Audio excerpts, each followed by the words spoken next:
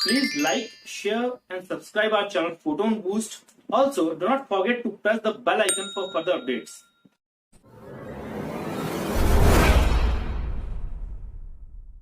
Welcome to our channel Photon Boost. नमस्कार दोस्तों, बहुत बहुत स्वागत है आप सभी का आपके अपने चैनल फोटोन बूस्ट पे। दोस्तों, जैसा कि हम जान रहे हैं और हम देख रहे हैं कि हमारे देश में अग्निपथ की स्कीम ने एक तरह से आग लगा दी है। काफी जगह इसका प्रोटेस्ट हो रहा है और सरकार ये दावा कर रही है कि अग्निपथ की स्कीम जो है युवाओं के लिए बहुत ही ज्यादा फायदेमंद होने वाली है। वो ये कहती है कि इससे युवाओं को आर्म्ड फोर्सेस में आने का मौका मिलेगा, जो हमारी देश की सिक्योरिटी फोर्सेस हैं, आर्म फोर्सेस, उन्हें भी स्ट्रेंथन करेगा, साथ ही साथ युवाओं को भी आर्मी, नेवी, एयरफोर्स में काम करने के लिए प्रेरित करेगा। तो दोस्तों, सबसे पहला क्वेश्चन ये उठता है कि आखिर ये अग्निपथ स्कीम क्या है।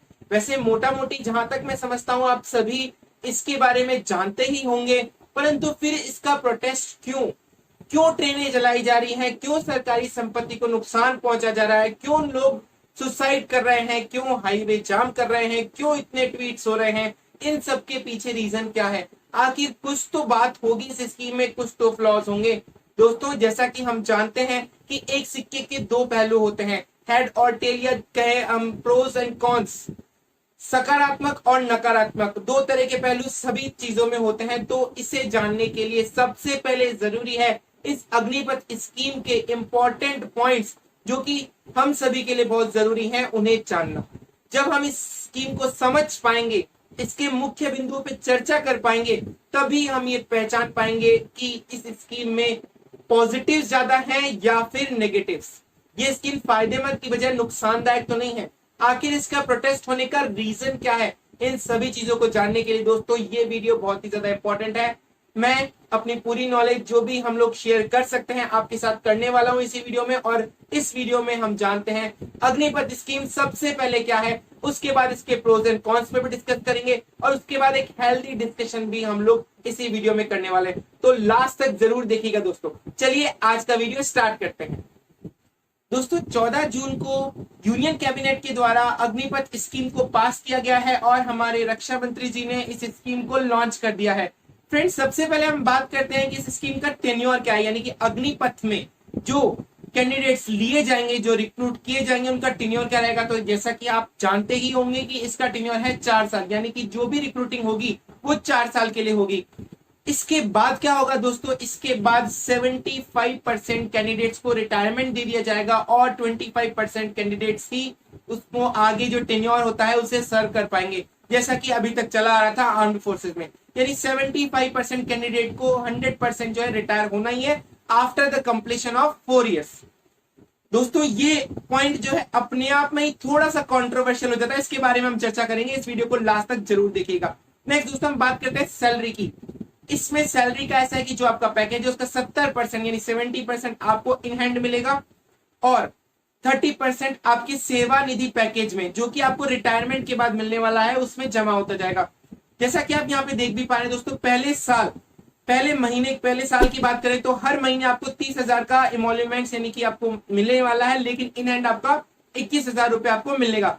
सेकेंड ईयर ये बढ़ के 23,100 हो जाएगा, उसके बाद 25,550 होने वाला है, उसके बाद लास्ट ईयर आपको 28,000 रुपए मिलेंगे इन हैंड।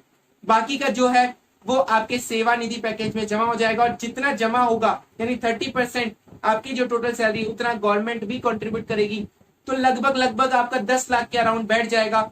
और उसके बाद उस पर इंटरेस्ट निकल के, इंटरेस्ट को कैलकुलेट अगर हम करेंगे तो लगभग 11.7 लाख के अराउंड का फिगर हम कह सकते हैं, जो आपको 4 साल के रिटायरमेंट के बाद मिलने वाला है। नेक्स्ट पॉइंट है दोस्तों कि क्या अग्निपथ स्कीम में जो रिक्रूट किए गए हैं इस टेन्योर यानी कि 4 साल के टेन्योर के बीच में इस सर्विस को छोड़ के जा सकते हैं। इसका जवाब है दोस्तों नहीं। यानी कि अगर उन्हें लगता है कि वो और कुछ करना चाहते हैं या उनकी कहीं और सिलेक्शन हो गया है, तो भी 4 साल के टेन्योर के बीच में ये इसको लीव नहीं कर सकते। ये बहुत ही इंपॉर्टेंट पॉइंट है दोस्तों।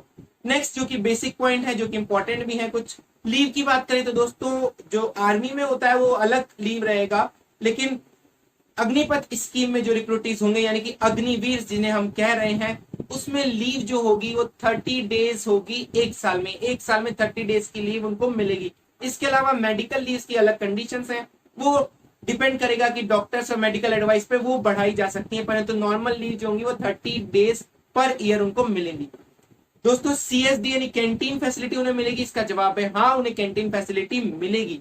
लेकिन कब तक? इस टेन्योर तक, यानी कि जब 4 साल वो सर्विस करेंगे तो इस 4 साल में उन्हें कैंटीन फैसिलिटी दी जाएगी। परंतु क्या इसके बाद कंटिन्यू होगी? तो दोस्तों इसका जवाब है नहीं, ये फैसिलिटी सिर्फ 4 साल तक के लिए ही रहने वाली। मेडिकल फैसिलिटीज की दोस्तों बात करें तो जो नॉर्मल आर्म्ड फोर्सेस के रूल्स होते हैं उसी अकॉर्डिंग मेडिकल फैसिलिटीज इन्हें दी जाएगी, इसमें कोई डाउट की गुंजाइश नहीं है। नेक्स्ट हम बात करते हैं दोस्तों पेंशन बेनिफिट्स या कुछ भी ऐसा इमोल्यूमेंट, कुछ भी ऐसी रकम जो कि इन्हें 4 साल के टेन्योर के बाद भी रेगुलरली दी जाएगी। क्या ऐसा कुछ है स्कीम में? मैं आपको बता दूं फ्रेंड्स, ऐसा कुछ भी नहीं है। कोई भी पेंशन बेनिफिट्स अग्निवीर को नहीं दिए जाने वाले हैं। ये एक बहुत ज्यादा इंपॉर्टेंट पॉइंट है जिसकी वजह से ये प्रोटेस्ट हो रहा है, उसके बारे में हम आ रहे हैं धीरे धीरे। पहले इसको अग्निपथ स्कीम को पूरा डिटेल में समझ लेते हैं। नेक्स्ट है दोस्तों कि अगर बाई चांस कि 4 साल के टेन्योर में कुछ भी कैजुअलिटी हो जाती है तो क्या होगा? तो दोस्तों 48 लाख जो भी कैजुअलिटी होती है उन्हें मिलेगा, यानी कि उनका लाइफ इंश्योरेंस रहेगा। लेकिन वो सिर्फ 4 इयर्स की बात कर रहे हैं दोस्तों। इस 4 इयर्स में डिफरेंट टाइप्स तरीके से डेथ मानी गई है, उसका डिटेल आप देख सकते हैं। अब पूरा जब हम उसके बारे में हम चर्चा भी कर लेंगे, लेकिन दोस्तों 48 लाख का जो लाइफ इंश्योरेंस है उनको दिया जाएगा। नेक्स्ट दोस्तों कि अगर 4 साल में अग्निवीर अपना जो सर्व कर लेते हैं, अपना क्रूशियल टाइम अगर आर्म्ड फोर्सेस को दे देते हैं, देश को दे देते हैं, तो उसके बाद क्या? उसके बाद उन्हें क्या एक्स सर्विसमैन कोटा लगेगा या उनके लिए कोई स्पेशल कोटा है? और other competitive exams, government exams की तैयारी में? दोस्तों ऐसा कुछ भी नहीं है। उन्हें एक सर्टिफिकेट दिया जाएगा जिसे हम बोलेंगे अग्निवीर स्किल सर्टिफिकेट। वो सर्टिफिकेट दे दिया जाएगा कि आपने 4 साल तक सेवा की है देश के लिए and we are very thankful, and बस, इसके आगे कुछ नहीं। तो दोस्तों ये जो कुछ पॉइंट्स है जो यहाँ पे निकल के आ रहे हैं, जो इस स्कीम में फ्लॉज दिखाई दे रहे हैं, ये है कंट्रोवर्सीज के पॉइंट। फ्रेंड्स मैं आपको बता दूं एक अमेंडमेंट ऑलरेडी हो चुका है। पहले इसकी एज जो है 17 से 21 साल की थी, जिसे केंद्र सरकार ने प्रोटेस्ट को देखते हुए बढ़ाकर 23 साल तक कर दिया। दोस्तों आइए चर्चा करते हैं उन पॉइंट्स पे कि आपने पूरी स्कीम देख ली, शायद आपको मोटा मोटी आइडिया हो भी गया होगा कि इस स्कीम में क्या क्या पॉइंट्स हैं। अब उन पॉइंट्स पे चर्चा करते हैं जिस पे प्रोटेस्ट हो रहा है। सबसे पहला प्रोटेस्ट है दोस्तों एक्स सर्विसमैन कोटा, यानी कि कोई भी प्रकार का कोटा इन्हें नहीं दिया जा रहा। यानी कि अगर कोई रिक्रूटी, कोई बच्चा अगर देश को सर्व करना चाहता है तो 4 साल के बाद उसके फ्यूचर का क्या, उसकी फैमिली का क्या?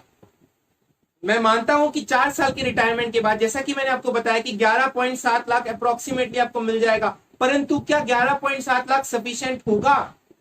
क्या 11.7 लाख में अपनी जिंदगी काट लेगा, अपनी फैमिली पाल लेगा? ऐसा हो पाएगा? जी नहीं दोस्तों, ये पैसा बिल्कुल भी सफिशिएंट नहीं होगा। साथ ही साथ जैसा कि हम समझाते हैं कि आर्मी में एक एक्स सर्विसमैन कोटा होता है, यानी कि जब कोई आर्मी में पूरा 15 साल का टेन्योर करता है और पेंशन जाता है तो उसके बाद उसे अदर कॉम्पिटिटिव एग्जाम्स में केंद्र सरकार की तरफ से कोटा अलॉटेड है, एक्स सर्विसमैन कोटा, जिसमें वो आगे चाहे तो और तरीके से जॉब कर सकता है, परंतु ये चीज इसमें नहीं है। हालांकि दोस्तों मिनिस्ट्री ऑफ होम अफेयर्स ने ऐसा कहा है कि सीएपीएफ यानी सेंट्रल आर्म्ड पुलिस फोर्सेस और आसाम राइफल्स के रिक्रूटमेंट में अग्निवीर को, यानी इस स्कीम से जो भी रिटायर हो रहे हैं उन्हें हम अग्निवीर कह रहे हैं, उन्हें 10% का कोटा मिलेगा। परंतु क्या ये कोटा सिर्फ इन्हीं 2 के लिए सीमित होगा या अदर जो भी सरकार की जो भी स्कीम्स हैं, रिक्रूटिंग स्कीम्स हैं, जो भी कॉम्पिटिटिव एग्जाम्स में, सभी में ये एप्लीकेबल होगा? इस पे चर्चा करना बहुत ही ज्यादा जरूरी है दोस्तों। ये एक विषय है जहां पे लोगों को डेफिनेटली कुछ ना कुछ प्रॉब्लम होगी और इसी के लिए लोग प्रोटेस्ट भी कर रहे हैं। ये इस चीज को या तो अमेंड होना चाहिए या ये चीज सही है, इसके बारे में आप हमें कमेंट बॉक्स में कमेंट करके जरूर से बताएं दोस्तों। मेरा पर्सनली ये मानना है कि यहाँ पे कुछ अमेंडमेंट रिक्वायर्ड है, क्योंकि ऐसा नहीं होना चाहिए कि 4 साल अपने इंपॉर्टेंट 4 साल देश को देने के बाद उन्हें कहीं और जॉब करने में कुछ तो रिजर्वेशन मिलना ही चाहिए, यानी कुछ ना कुछ तो उनका कोटा होना ही चाहिए, ऐसा मेरा मानना है। आपका क्या कहना है प्लीज हमें कमेंट बॉक्स में कमेंट करके जरूर से बताएं। दोस्तों अगला जो इंपॉर्टेंट पॉइंट है जिसकी वजह से प्रोटेस्ट ऐसा मैं समझता हूं हो रहा है सबसे ज्यादा, वो है पेंशन का।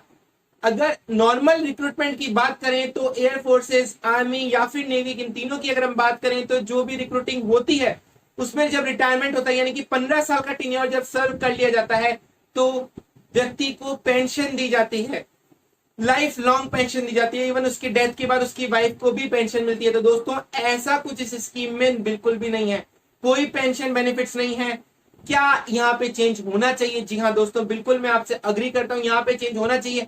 अगर पेंशन उस अकॉर्डिंगली नहीं भी दी जाती है तो एक फिक्स्ड सैलरी, चाहे वो कुछ भी हो, जो डिसाइड की जाए, तो उतनी तो कम से कम अग्निवीर को आफ्टर सर्विंग मिलनी ही चाहिए, ताकि वो अपना कुछ घर पे काम कर सके, बिजनेस कर सके, या अगर वो किसी एग्जाम की तैयारी भी करते हैं आफ्टर रिटायरमेंट तो उनपे फाइनेंशियल बर्डन ना आए।